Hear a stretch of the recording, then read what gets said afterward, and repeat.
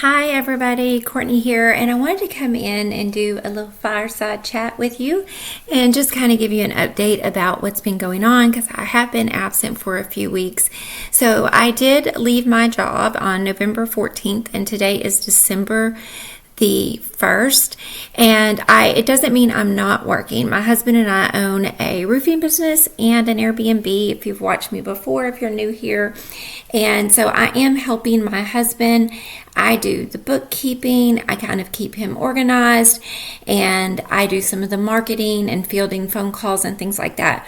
But it's very flexible, and it's not like a 9 to 5 constant, burden on me physically. I have been a yoga therapist for 22 years, and I have been spending some time making some changes there. I want to tell you about how I've been spending my time and why I've been absent besides just the holidays. So I have had a RA, I have rheumatoid arthritis flare up. One of the reasons, besides ethical reasons, that I became a vegan is because I have an autoimmune disease. And I'm not going to go into the depths of all of that. I've had it since I was in my 20s, and I was doing a high protein diet, and I ended up getting very sick, and my rheumatologist and my cardiologist suggested that I do this whole food plant-based diet, and I do feel like it saved my life. It drastically improved my numbers. My inflammation went way down. I lost 30 pounds. My heart function got better. So while there's been a lot of improvements, there's some damage to my body it's just there. It's going to be there. I can't necessarily change that, but what I can do is stave off more illness to the best of my ability and maintain the health that I do have. But that doesn't mean I don't still have flares. And so unfortunately, fortunately I was doing excellent prior to 2020. I'd lost weight. I was in the best shape I had been in years, really fit. I was having zero symptoms, and I caught COVID twice, and so they think a third time, and I just have had long COVID, and they think that it's now causing the RA to attack my lungs. I'm really short of breath a lot. I've been really weak, and the more I do, instead of getting stronger, the worse I get. So I have been trying to do some hiking. I love to hike. It's really frustrating for me because I live near a ton of national and state parks. And so hiking is like what people do around here. Hiking, mountain biking. I don't mountain bike. But so it's really hard because it's my great love.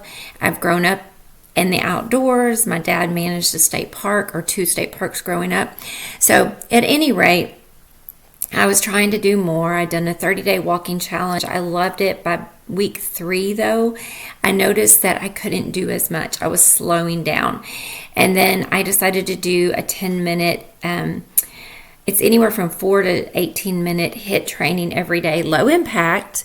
But unfortunately, that and hiking and the stress of the holidays, I just started taking a really bad downturn. So that's one reason you haven't seen me, because I am not in my best shape to be able to talk for long periods of time. So let's talk about what's going on, though. So we had Thanksgiving, and it was quite a disaster. I'm not one that has a lot of expectations because I've been in therapy for so long for family of origin issues that I know to have no expectations, but I did have some requests I asked my family to please watch my dogs when they come over. We have 2 dogs one dog is an escape artist, and she runs off with the other dogs. And then one dog who always comes back if he gets out. But we have fences. We own 40 acres. The whole 40 acres is fenced. And then we have a very large dog fence, which is about half an acre, and then about 1/4 of an acre of a side fence so that they can run and exercise and everything. And then our house, not only do we have doors, screen doors that lock, and we have gates on the decks and stuff, or the little porches. My family opened the deck gate then opened the door, left it open, didn't watch the dogs. And long story short, this happened 3 times over the course of Thanksgiving. And the 3rd time, the dog ran out and got kicked by a horse and got its rib broken. So I literally was with my apron. We were about to say the blessing. I had to grab the dog and run to the vet. I missed the whole meal. And I'm sure that stress did not help because I got even worse after that. I'm one of these people, like, I don't appear to be stressed out. I don't even feel stressed out mentally. I mean, I do, but like, I'm really good. Like, I could have been an ER doctor probably. I'm really good in stressful situations, but I still have consequences of the stress, even though I'm trying to manage it. I need to be doing more yoga. I need to be doing more breath work. I know this. I'm a yoga therapist, but I'm very burned out. And because I'm in so much pain, it's hard to get up and down off the floor because I'm very stiff and my muscles are very weak. So I know what I need to do. I just honestly have been sleeping as much as I can and just doing as little as possible. I haven't exercised for 2 days, and as a lifelong exercise person, that's really hard for me. I love to walk. I love to hike. I love to do low impact. And my kind of stress relief is being in the woods. So anyway, got to get on it. I'm having some tests done next week, trying to figure out what's next. So let's talk a little bit more about holidays, facing retirement, and having adult children and money. And so we are facing down retirement, and we are doing it in stages. I did not plan on leaving my job as a yoga therapist as fast as I ended up leaving it. There was some issues at work, some changes going on, and it was becoming too stressful, and quite frankly, we weren't working enough to make a difference. We had been really busy. I was working 5 days a week. And then over the pandemic, we became unbusy and then busy again. And the stress of just the back and forth was exhausting me. And so, long story short, I decided to go ahead and retire and help my husband. My husband has since decided not to retire in April, not so much because of me, but because of our health insurance. And so we are slowly cutting back. So my income ranged from $20,000 to $40,000 a year. And mostly I just save that, and I use that money when I wanted to go see my kids. I used it if I wanted something. I saved a lot of it, actually. And it just kind of paid for my cell phone, my car expenses, things like that, clothes for me. So I am cutting back in those areas, which brings me to this issue. We are playing catch up. My husband and I started over. You can see former videos when we were 53 and 41. And we met as we were single parents. We met and started dating, and 7 years later ended up getting married. We were both very broke and having to start over. I say broke. I had some 401k money, but I also had some debt to handle, and I was a low income. I had a low income. So I had a lot of making up to do. And because my retirement savings wasn't where it needed to be, and I was behind being a single mom, I couldn't put as much into it until recently. We've been playing catch up with that. So I am having to deal with something that I know a lot of you watching out there are having to deal with, or are going to have to deal with, and that is weaning my adult children off the expectation of financial help. Now, we have 6 children. My 2 stepdaughters, not so much. This is not a worry. We do help them sometimes, occasionally. It's gone through spurts. My oldest daughter, she had gone through a really rough period. I don't want to get into it, but we did things like buy our groceries and stuff like that. And that's fine. I don't mind that. She works really hard. And then I have another child that's got some mental health issues and another child that is disabled. And so there is some help there. But I'm really working on tampering those expectations, and I'm starting to feel panicky about the bar I have set. And some of that is, and I don't necessarily need advice. I know my problems. Believe me, I've had therapy. I go to a support group every week.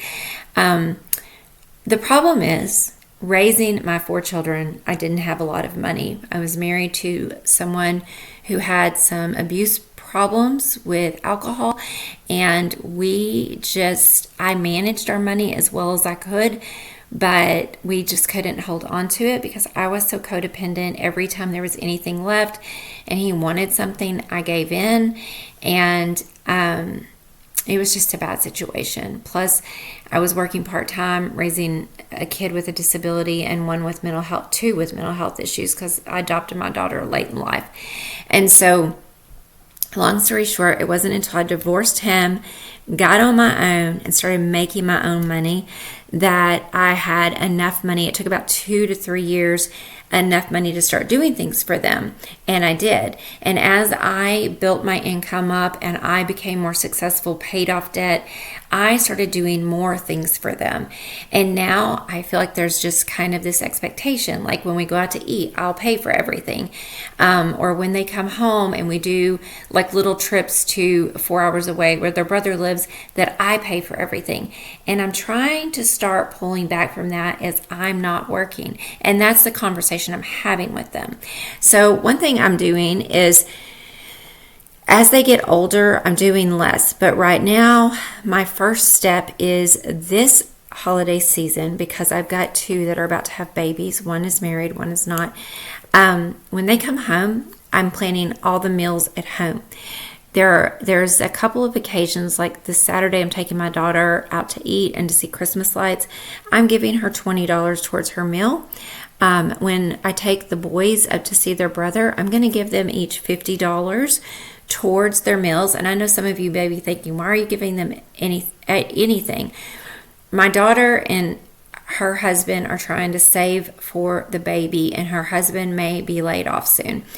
My other son that's having a baby is in college, getting his degree and working part-time. He's getting his master's degree.